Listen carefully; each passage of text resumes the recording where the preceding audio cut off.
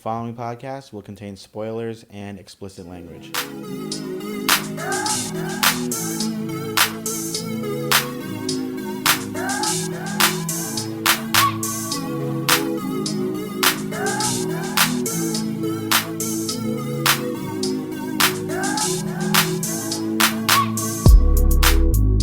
Hello, and welcome to episode 2 of Yeah, It's That Bad Reloaded. My name's Jonah. And I'm Zach. This is the show that looks at supposedly bad movies and asks the question, is it really that bad? And what that boils down to is that we look at movies that are rotten on Rotten Tomatoes and we really evaluate that score. Does it really deserve to be that low? Tonight's movie is Bloodshot, directed by David S. F. Wilson, starring Vin Diesel. Bloodshot is a 2020 action-adventure film and currently holds a 30% on Rotten Tomatoes. How about a plot synopsis? After he and his wife are murdered, Marine Ray Garrison is resurrected by a team of scientists. Enhanced with nanotechnology, he becomes a superhuman biotech killing machine, Bloodshot. As Ray first trains with his fellow super soldiers, he cannot recall anything from his former life. But when his memories flood back and he remembers the man that killed both him and his wife, he breaks out of the facility to get revenge, only to discover that there's more to the conspiracy than he thought. Zach, what is your history with this movie? I remember seeing the trailer, I want to say like pre-COVID.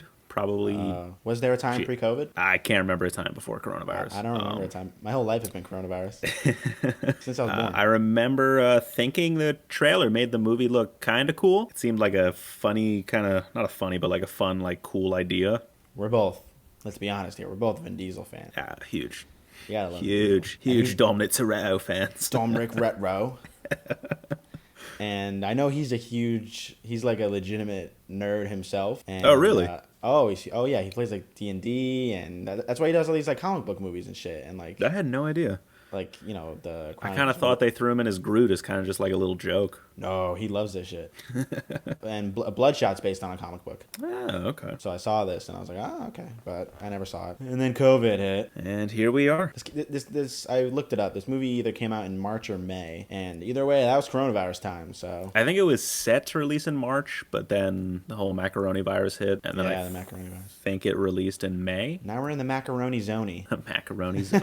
Okay, let's do what we always do at the top of the show. We'll discuss the actors one by one and see how you thought they did. First up, let's welcome to the show Vin Diesel. He plays Garrison and Bloodshot. I'm gonna be totally honest here. I think this was Vin Diesel's. I think this is the best performance I've ever seen Vin Diesel give. Better than the pacifier? Better than the Better than the pacifier. I liked it. I thought he was really good. He was as good as he can get, honestly. When he was getting angry, I was scared. Personally, I was shivering on my couch. When they kill his wife, and he kills his wife, and he's just like, "You don't exist anymore. You're nothing."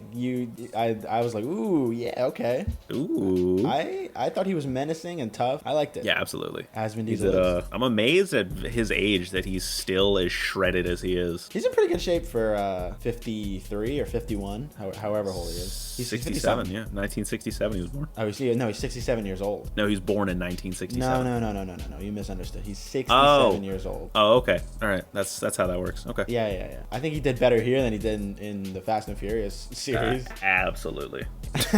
He doesn't have as much family in this movie, but I got family. No. Well, I mean, he had a little bit of family, but is that every Vin Diesel movie though? Didn't that happen? Wait, didn't this exact thing happen in one of the Fast and Furious movies? Probably. Next up, Isa Gonzalez. She played KT. My immediate reactions to this character was just discount Michelle Rodriguez. we Especially the chemistry between Vin Diesel and her character. We can't draw a parallel between every character in this movie and every character in Fast and Furious. I got 3 more to give you, so just be ready for those. I mean, you're not wrong. No, honestly, no. She did pretty good in this movie. I honestly kind of liked her character. It was a little cheesy and super kind of cliche, but at the same time, it was kind of like I don't know. My current age and 14-year-old Zach are beefing in my mind because 13, 14-year-old Zach absolutely thought this movie was phenomenal. But then grown-up Zach was like, She was okay. She doesn't even have that many lines, honestly. Yeah, there's not much. Her character arc is kind of bland. Pretty cool. She comes up clutch a couple times. But she's bad and then she's good. What do you mean? She's bad, but then she's good. No one saw it coming. No one could see the conflict throughout the whole movie. Next up is Sam Hugan. He played JD, Jimmy Dalton, who was the guy with the prosthetic legs. I called him Happy Feet throughout the movie because I couldn't remember his name. Oh, good.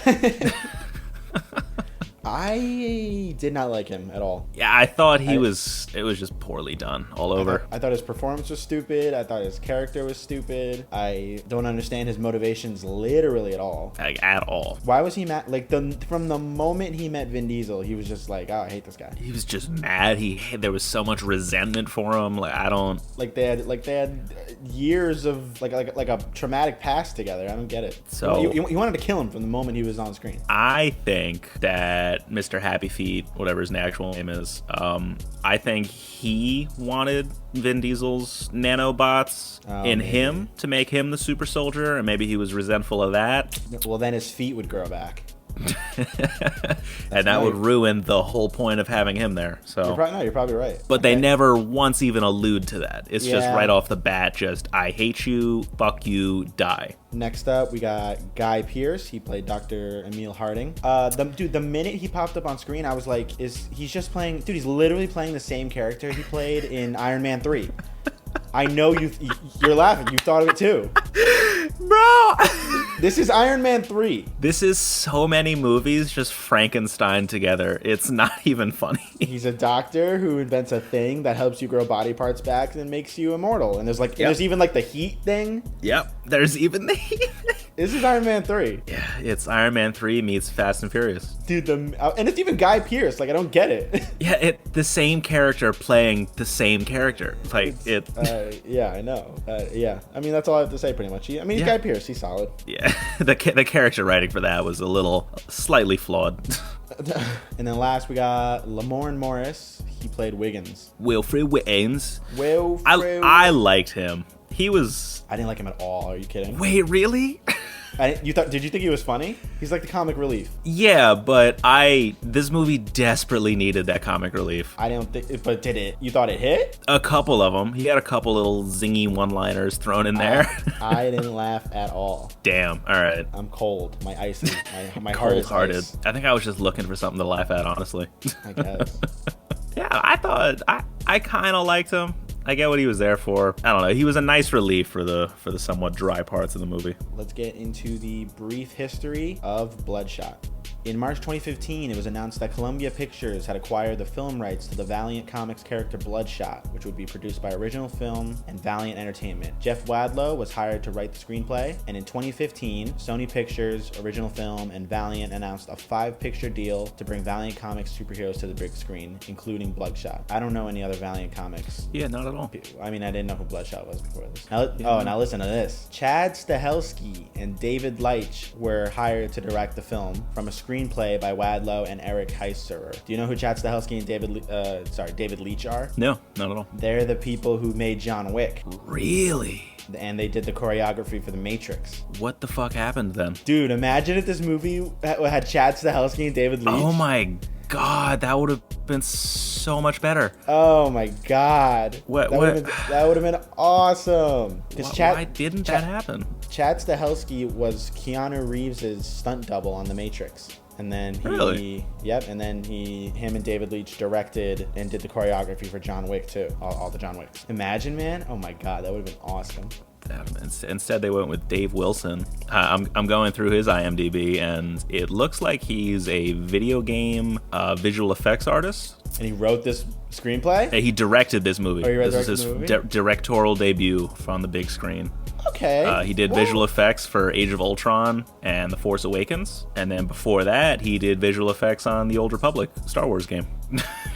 Honestly, as a directorial debut, I don't think that's that bad. I think he actually did pretty good. Yeah, not too bad. But then I think the visual effects should have been better. Yeah, 100%. Some parts are really bad. A couple of them were really cool. Some of them are really good, and some of them are really, yeah, I completely agree. I think some of the darker scenes are really good. I feel like it's easier to do a VFX shot in darker lighting because you can get away with more. Stahelski and Leach eventually passed on the project. In March 2017, David Wilson was announced as the director for the film. Screenwriter Adam Kozad later contributed to the script. In July 2017, it was reported that Jared Leto was in early negotiations to star in the film's Bloodshot. My God, that would have... Jared Leto? That would have been funny. That would have put the icing on this cake. Oh, man, that would have been awesome. How the fuck would Jared Leto play this character? He's not big. In March 2018, it was announced that Vin Diesel would portray the main character. By Who? May, additional... Vin Diesel. Who? Romric Retro. Hey, there we go. Right.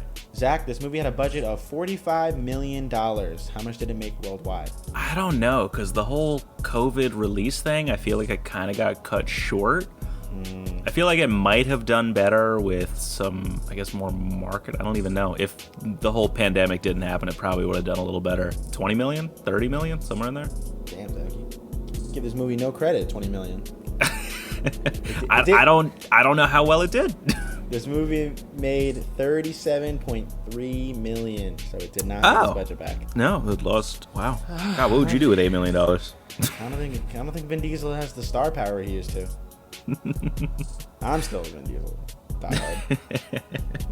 All right, let's go through this movie. So the movie opens. We're in yellow filter Morocco. Dude, what is with American films and depicting foreign countries as yellow and green and super tinted and dirty and American exceptionalism. It's absolutely bananas. Manifest Destiny, Zach. Come on. Manifest Destiny. Yeah, westward expansion. I'm not gonna lie. So the movie opens with yellow Morocco, and Vin Diesel is, I don't know, he's a super marine. He's a Navy SEAL and a super marine and a Green Beret, and he's conducting some mission. And I'm not gonna do. Literally, my first thought was, that's Vin Diesel, and he's 51. I couldn't get it out of my head that he's 51 trying to play an operator. I mean, he kind of pulls it off. He looks so ridiculous with this outfit on. I know. This big ass helmet on him and these giant chunky boot. Bro, he looks so ridiculous. He's tactical. The shot where he's like looking around, just like trying to scan in the area. He just looks so ridiculous to me. With the strap around his neck. Oh man, I can't get over it. Yeah, I don't know. Immediately I was just like, I don't buy this. Yeah, not at all. There was not an ounce of me that thought that he was legit operator or anything. He's operating at a higher tier than we ever could. He is Bravo 6 though, so this is Captain Price. Oh, does he go? One of the radio chatter things is Bravo 6, hold the breach, and he's like, "Gotcha, I'm throwing the grenade in." This guy, yeah. So you know what? Let's talk about that, because the guy's like, so Vin Diesel's like, "All right, I'm at the door," and the guy's like, "All right, hold on breach," and then Vin Diesel's like, "Okay, I'm going in." He just pops the grenade and throws it through the door. My first thought was like, all right, so it's like, did he just commit like a war crime? Like, what just happened? I don't know. I guess he got fired upon, like, because they shot through the door, so I guess he was good to go. But why would they tell him to not go? I feel like he would have been discharged from the military at that point. He's a super soldier, right? They don't discharge GI Joes. Right? Oh yeah. Discharge GI Joes. So whatever, he clears this house of all these Moroccans, and he's a cowboy. He saves the day. Who gives a shit? He comes back home to his beautiful wife. All his Marine buddies, like, what do they say? Oh, they're like, honor and service. the price is never too high to pay. No mission too difficult. No sacrifice too great. Yeah, Duty first. Awesome. Dude, Vin Diesel's got his aviators on. He rips off his shirt. Bro, he looks... Why... I think he's contractually obligated to be in a wife beater. He is in a wife beater in every movie. Every movie I've ever seen him in, he's wearing a wife beater, just constantly. You got to show off those guns, those Vin Diesel guns. That's what's good. That's what brings in $37 million. Vin Diesel's got this great family. He lives on the fucking Amalfi Coast. Again, I'm just like, I don't know if if you could afford to live on the Amalfi Coast on a Navy SEAL salary. I don't know, man. His wife probably has an OnlyFans account or something. She's breaking in a whole bunch of side money. Hey, bro, that's a bag. That's a bag. So she's getting the bag, and he's playing G.I. Joe. And he's... she's bringing the money home, and he's committing war crimes. That's awesome. That's just great. He is a wanted war criminal on 3 different continents. So him and his wife go to sleep. They wake up. She said she went out to go get a baguette or something. French stuff. She could have come home with a brown paper bag. There's gonna be like a carrot sticking out of it. The bunch of carrots sticking out of it. The big baguettes hanging out of the bag. The American dream. She's gonna have a 6-pack of milk, glass bottles, and then Vin Diesel gets attacked. A couple of random henchmen just bust into his apartment. Immediately, I was like, "Does this guy have superpowers? Like already?" He's got a super hearing. Well, he's choking 2 dudes at once. Yeah, he's holding them each at bay with one hand. Yeah. I was like, okay, so he has superpowers, but I guess not. He's just the best soldier to ever do it. The best to ever do it. And then he pulls out that weird knockout gas needle thing out of the wall and stabs them both, and punchy kicky, and then ominous blue syringe. Yeah. We all know what's in that ominous blue syringe. Goes out to the hallway, sees the random dude with the newspaper, calls him a dick, whatever. He gets knocked out. Guy turns out to be a super spy. He wakes up in a meat locker. And bro, this dance intro scene with him in the big coat, I don't know if this was meant to be as funny as I thought it was. You thought it was funny? Bro, this dude looks so goofy, dancing in these big chunky flip-flops, the big winter coat, and some meat locker. That's why Vin Diesel's just chained up. That's why I was annoyed at this scene, dude. Because I thought they were like trying to do that, like, let's communicate that this guy is like a crazy psycho villain by having him dance in this very like serious situation. You know what I mean? I don't think I took this movie as seriously as it was meant to be taken. Because I thought that this was just like a dig at itself, like it's this goofy dude in a knit beanie who has a funny Australian accent, and he's gonna do a whole bunch of zany stuff and then kill some people, blah blah blah blah blah. I thought that's just what it was meant to be like. But it does end up being that. You're right.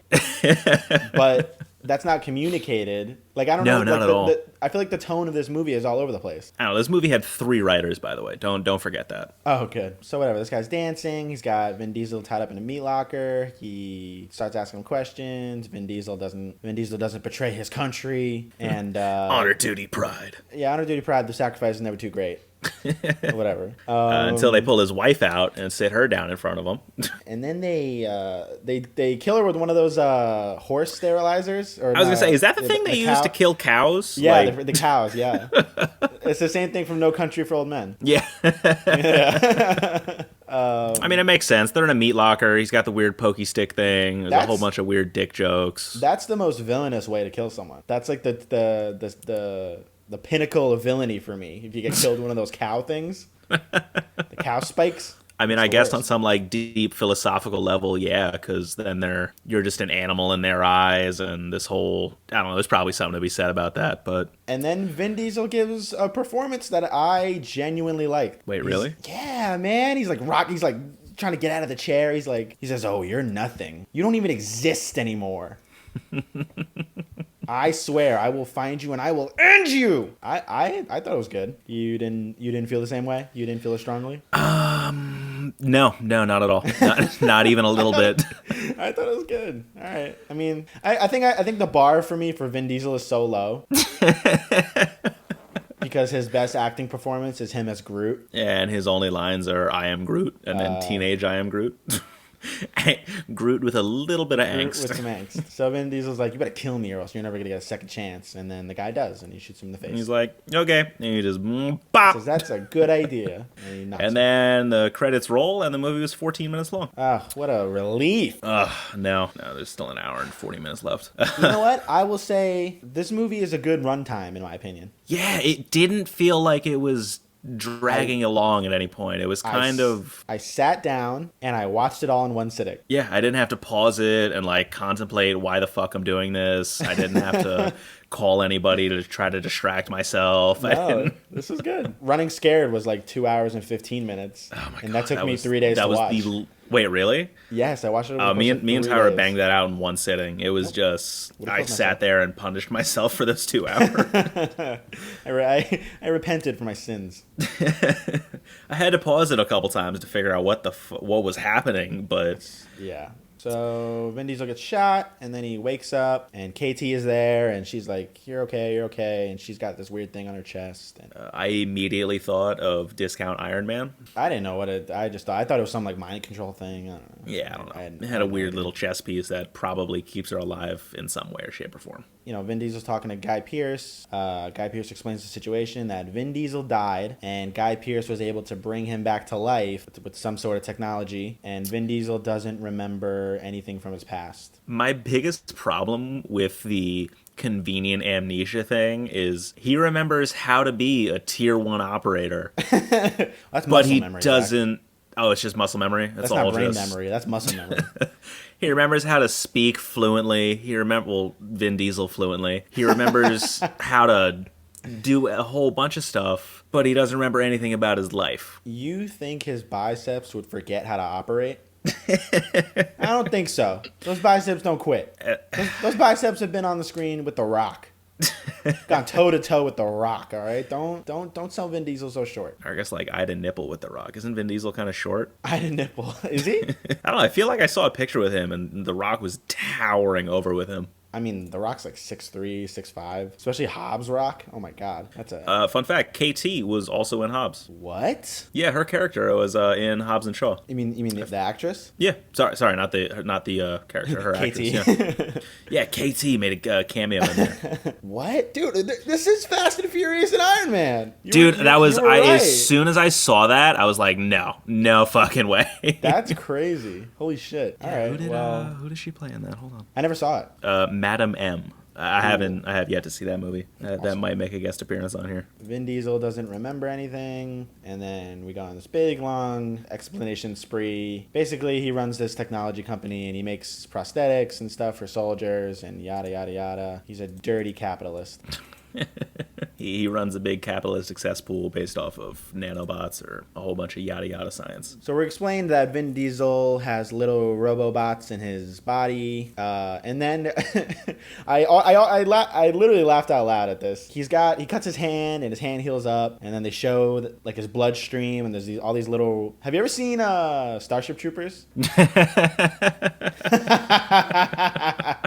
Yeah, okay, I can see that. He's got little Starship Trooper aliens in his body. Yeah, he's got time. And then they're showing his bloodstream, and one of them roars. Wait, what? One of the little nanobots lets out like an audible roar. It's like, Yep. Are these things sentient? Like, do they know what's going on? it seems like it. They're like little animals. Or did he program one of them to go roar? So he's got little nanobots. Turns out there's a couple other of these wounded soldiers. One of them is the prosthetic leg guy. He can run really fast. I guess he can kick real good. He kicks real good. He jumps real high.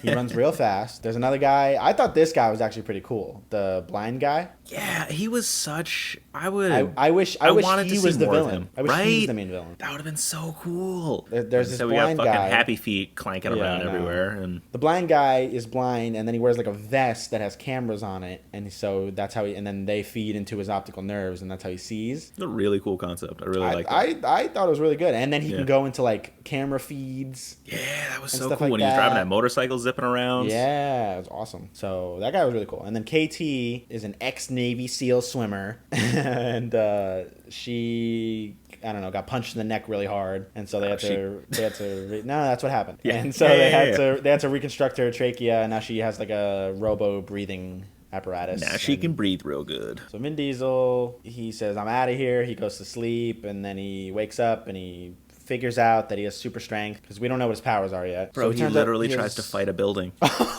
He just starts punching the Dude, I was shit literally like, out of that cement, that structural pillar in the building he's in. He's just boom, That boom, boom. immediately what I thought. I was like, dude, that is clearly a load bearing beam. Stop. You can punching hear it. the building like crumbling, and and he's just, "Boo! I am Groot," and he's just beating the shit out of this thing. And it cracks. He cracks the beam, like, and the crack like goes up the beam. I was like, he's gonna kill everybody in this building. Yeah, that building is collapsing. Oh my god! So he starts curling 120-pound dumbbells. We get a cool shot of his biceps. It's awesome. And then we see KT doing Krav Maga underwater. So like she can breathe like through toxic gas and stuff. Yeah. But does that act as a gill, or is she just really good at holding her breath? I assumed it was a gill, but now that I think about it, that doesn't really make sense. Like, how would that, like, filter the oxygen out of the water? I guess nanotech, I guess? Yeah, I mean, they have nanotechnology. I guess they could have figured out how, like, fish do it and gave it to her. Well, what didn't make sense to me was, why is she doing Krav Maga underwater? Like, how many underwater fights do you get into? I think it's more of, like, a Zen training type deal. Like, she's trying to mentally, awesome. I don't know, yoga really cool. or something. It's an underwater Zumba class, you know? Oh, underwater Zumba. Good. She tries to give Vin Diesel tequila, and then... Turns out Vin Diesel has a big drinking problem. The second alcohol touches his lips, he immediately gets flashbacks to a life that he supposedly lived, and so he remembers everything. He remembers who killed his wife, and then he's a man on a mission. He immediately goes out and steals a truck. He runs from New York to England. And he steals a jet. No, he doesn't. No, he does steal a jet. I'm joking. Yeah, he totally steals a jet. Yeah, the nanobots teach him how to fly a jet, hijack cars, tap into traffic cameras, pretty much anything for plot convenience. Yeah, that's a good point. They could really just do whatever the plot needs. Yeah.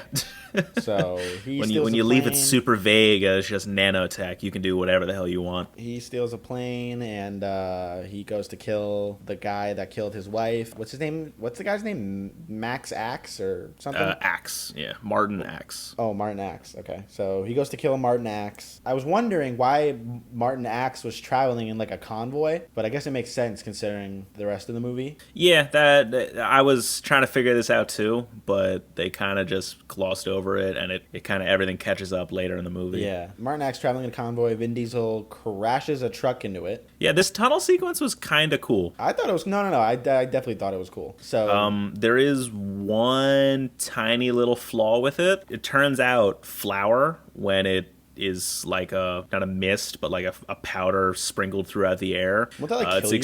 Extremely flammable and kind of explosive. Oh, really? Yeah. Yeah, so really? They're all super yeah, no, I'm not making that up. That is 100% a thing. Holy shit. Yeah, no, I heard that through the firehouse and some convoluted thing. Yeah, so they all exploded a whole bunch of times in real life. All right, so Vin Diesel, well, let me explain. Vin Diesel crashes a truck filled with flour and into this dark tunnel. And so there's flour everywhere, and there's no lights, and there's just flares lighting everything. And Vin Diesel kind of just goes on a killing spree. I think we both thought this was a really cool... Yeah, this was really cool done. You got the lasers, the headlights, like the flares in there. Yeah, the flares. Looks like there's snow everywhere from all the flour. I thought it was really, really good. Vin Diesel is just taking shots because he can heal super quick. So Vin Diesel is just taking shots, and he's like kicking cars at people. He's like throwing people through cars. That was really good. The only part of the scene I didn't like was that long extended slow-mo scene. You know what I'm talking about? That like long sprinting scene where he's going and he throws the bag of flour and that whole... I thought it went on for too long. It's the editing is not this movie's strong suit. Super cool shots though when he's like stomping through the flour and it's like a powder everywhere. That was really cool. A part I do love, I thought this was fucking awesome. One of the best things I've seen. He finishes killing everybody, and it's just the guy that he needs to kill in the car, but it's like bulletproof glass. Yep. And so he picks up a dead guy who's got a tack vest on, and he pulls all the grenade pins on him, and then he sticks him on the car like a door detonation bomb. I was like, wow, that's awesome. He breaches through the window. That was awesome. Yeah, it was pretty cool. I love that little smiley face. He poked through the flour on the car and then stared through it. No, there's some good stuff here. He kills the guy. He goes back home, and then he wakes up on a table, and it turns out, plot twist, that Vin Diesel is being used by the corporation that brought him back. Wait, corporations are bad, Zach? I guess corporations are bad in 2020. The military-industrial complex is bad?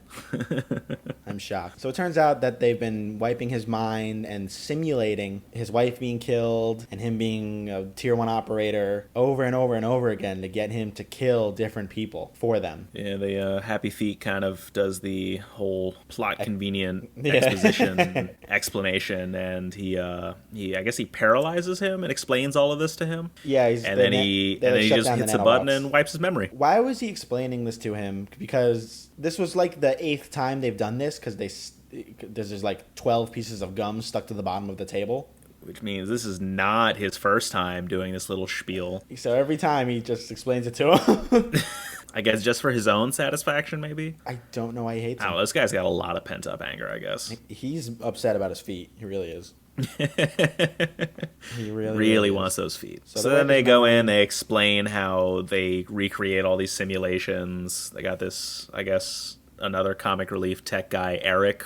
I hated Eric. He's so bad. He's such a bad actor. So bad. Just should not be in. They should have gotten a better actor for this movie, but I guess Guy Pearce was kind of feeding off of him for a couple good one-liners, but it was not great. Guy Pearce was acting circles around him. This kid could not keep up. Yeah, so they recreate this whole little simulation where they basically, whoever they want Vin Diesel to kill, they put it through this simulation with that guy's face on the dude that kills his wife. So they like run through this whole elaborate scenario where he goes through, he kills the bad guys in whatever city it is, and then he gets kidnapped again, and then he has to kill this guy. And that just instills all this rage inside of him that makes him want to go kill that guy. What graphics card do you think they got in that rig? Bro, the simulations they're running on this thing is mind-blowing. They got quad GTX 3090s. Yeah, literally, yeah, they have to. Uh-huh. Oh yeah, they got the next gen. These are the most intense 3D simulations to ever be put on a computer. Big time. Yeah, that's RGB lighting. They got some of the TikTok LED strips everywhere. Dude, the kid was literally sitting in a racing gaming chair. Yeah. I was like, wow. I was like, all right, at least that's accurate. He was sitting in an Alienware gaming chair. Oh wow, yeah, look at that. Yeah, I was like, okay, that's accurate. Hey, at least they got him some good office equipment. They couldn't get him a Herman Miller. Come on, they're not made of money. They're just $1 billion tech corporation, all right? They just sunk like $10 billion into Vin Diesel alone. So they wipe his mind, and then they put on, in the simulation, the face of a new guy they need him to kill. It turns out that they're killing people who used to work for the corporation, who helped create Vin Diesel. So that Guy Pearce is the only guy that knows how to do it. I mean, they're playing it smart. They're like taking out the competition. They're typical capitalism stuff. I just want to point out that we're already halfway through this movie at this point. Wow, we're halfway in, and they're just starting to... I think this movie's a good length. Yeah, that's not bad. So they send Vin Diesel to go kill this guy now, and it seems like KT is kind of having reservations. You think she's gonna betray them? No, she couldn't. There's no way she possibly could. She's a soldier. She's a loyal soldier to the cause, all right? I am sweating, by the way. A weak baby. Big sweaty baby. So Vin Diesel goes to kill this new guy. He does it, and then we're introduced to Wendigo, or whatever his name is. Wiggins. Wendigo. Wilfred Wiggins. Vin Diesel kills the guy that he got sent to kill, and then Wiggins sets off an EMP to shut Vin Diesel down because his whole body's run by nanobots, gigabytes. How many gigabytes of RAM does Vin Diesel have? what's his processing speed? Oh my god! We'll talk about it later. But when they talk about overclocking the nanobots, my god. We'll talk about that later. But so Wiggins resets Vin Diesel kinda. Hits Control Alt Delete. Hits Force Restart. He gives him a car that doesn't have a tech in it, and he sends Vin Diesel on his way to go. I don't know. It's like a vintage car. Who cares? Yeah, I don't know. It's something. And then Vin Diesel goes and drives it real quick. Oh, he gets back to his Fast and Furious roots. It's beautiful. Not straight far from his roots. First, he goes to see his wife. I don't know why they threw this in. It didn't really matter. But he goes to see his wife. I mean, that was like his whole motivation behind everything, and I guess they had to explain what actually happened to the wife. No, I didn't care. Yeah, you're right. honestly. I mean, they could have just chalked it off that the wife was a completely made-up character, honestly. Exactly. That's what I thought it was. Yeah, that makes sense. So he goes to see... Yeah, go ahead. So him and the wife broke up, I guess, 5 years ago, they said? Yeah, it turns out they've been apart for 5 years. She's got a kid. She's like, why are you at my house? I was not expecting to see you here. And then he's like, oh, what do you mean? I live here. I'm home, baby. And then she's like, go to Vin Diesel. Get the fuck away from me. So then he has a whole mental breakdown again. And then Happy Feet and Daredevil come. Sorry, I have completely lost all connection to these characters. I was going to call him Ray Charles, but okay. Daredevil and Happy Feet go to get Vin Diesel back and bring him back to the facility. I thought Daredevil looked so cool on this motorcycle. Dude, when he's on that motorcycle zipping through the streets with that cool helmet on, bro! Woo! This was one of the coolest sequences in this entire movie. Just him zipping down the street. The helmet, for those listening, the helmet doesn't have any eye holes or anything. It completely covers his face, so it's just like a metal slab across his face. It's like this cool geometric helmet. It looks like it's a robot. And it's just he shoots off a bunch of drones in the air. So he has the drone feed feeding into the headset as well as the motorcycle and his little chest cameras. So it's like giving him a trajectory plan through the traffic. He's zipping along. This guy should have been the villain. Dude, it's such a cool character. He's so much cooler than Mo Mara or whatever. Happy Feet goes to chase Vin Diesel. God, dude, he's so much cooler. I'm looking at him right now. Oh my God. So Happy Feet loses. Yeah. He gets hit by a truck chasing Vin Diesel, and his legs get blown off. Robot legs get ripped off. Vin Diesel's fine. He's about to kill him. And then Daredevil has to come and save him. And then Daredevil comes in and stabs Vin Diesel with some kind of super robot knife. It's an EMP knife, basically. Oh, okay. So then we're back at base. KT says that they send KT to go get Wiggins. KT says no. Guy Pearce shuts down her breathing apparatus so that she chokes to death. And then he turns it back on, and he's like, if you don't listen to me, I'm going to fucking kill you. So that's the switch of the movie where she she changes sides, I guess. And then she meets up, tries to get Wiggins, does this whole cute little, lean against a wall, give him the little eyelash bat, and then asks him if he has a lighter. And then I thought this was cool, too. This is weird. I didn't... Because she's smoking a cigarette and she asks Wiggins for a light. Yeah. And the cigarette she's smoking is toxic. Yeah, it's like a knockout gas poisony thing. And she can filter it. I thought that was kind of clever. That was a really cool thing on her part, but I thought the whole execution of this was just dumb. You're not. But then she kicks all of Wiggins' security guards' asses. Like, they're just not good. I don't know if she's just a super soldier or if they're the worst security guards in the world, but she absolutely destroys them. And then she does that cool little cattle prod stabby thing with her little baton. I guess that kicks off her whole secret plan thing, I guess? Yeah. We go into the final... I would say that launches us into, the final act of the movie. Yeah. Then we go into the neural space. It's it's basically a video game in Vin Diesel's mind. That Guy Pearce can mirror manipulate. dimension from Doctor Strange. It's the mirror dimension. It loads in. It's got the new PS4 SSD, so it's fast. It can load Spider... How fast do you think this... How fast do you think this neural space could load in Spider-Man? I don't know, it generates this entire super complex world in a matter of seconds It generates the Amalfi Coast in 3 seconds. Yeah, in 20 seconds. So I hope it can handle this. Was a super cool VFX shot. I really liked this when it's developing the whole world piece by piece around them. I thought it was good too. That was pretty cool. I think everything looks pretty good in the VFX, but I think they ran out of money at the end because I feel like everything up to this point actually looks really good. Yeah, and then it kind of falls apart really. We'll talk about the specific scene. Do you think the neural space could run Crytek? Crisis 3 on max Crisis settings? 3 on max settings? Maybe. It might struggle a little bit, but I think it could do it. Any drop frames? So Guy Pearce and Vin Diesel have a real heart-to-heart. Again, I thought this was a good performance from Vin Diesel. It's not, until he starts screaming and doing his macho Vin Diesel-esque thing. Him and Guy Pearce actually had a good thing going here. KT comes back. She says... I forget. She says Wiggins got away. Wiggins. I keep wanting to call him Wendigo. It's not Call of Duty.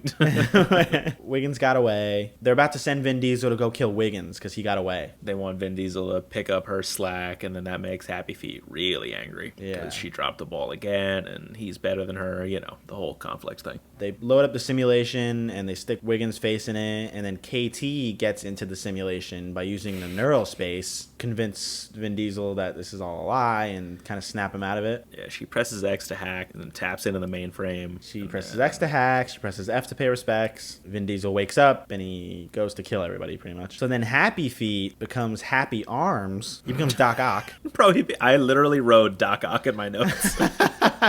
Happy Feet becomes Doc Ock. KT blows up all the servers so that they can't control Vin Diesel anymore. Immediately, I was like, hey, that wouldn't work. You can't just burn the servers down. You don't think they have a redundancy somewhere? Dude, that's how computers work. You shoot the monitors, and you computer's shoot done. the That's monitor. completely it.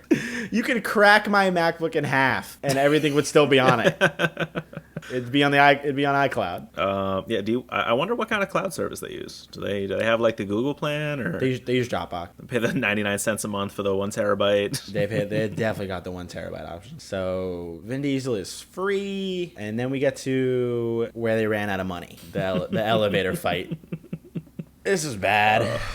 Yeah, it's. Vin Diesel, Spider-Man, Doc Ock, Daredevil all have like a threesome in the elevator. They're all just smooching and kissing and They're hugging. smooching, they're kissing, they're getting a little rough. There's a lot of like scenes where they're falling and fighting, and it really falls apart in the VFX department. Yeah. Which, now that I know that the guy did the effects for Age of Ultron, obviously the budget's not the same, but Yeah, no, they're not working with Marvel budgets. they don't got a quarter bill. I really liked Tibbs and Jimmy. That's their actual names. I liked their kind of chemistry during this fight scene. Like the choreography. They're kind of like they got each other's backs most of the time So then why until he absolutely drops the ball and lets him die. Why does Doc Ock kill? He kills Tibbs. He kills Daredevil. Yeah, he absolutely can save him, and then he just lets him fall to his death. He's got fucking 6 appendages, and he can't use one of them to save him.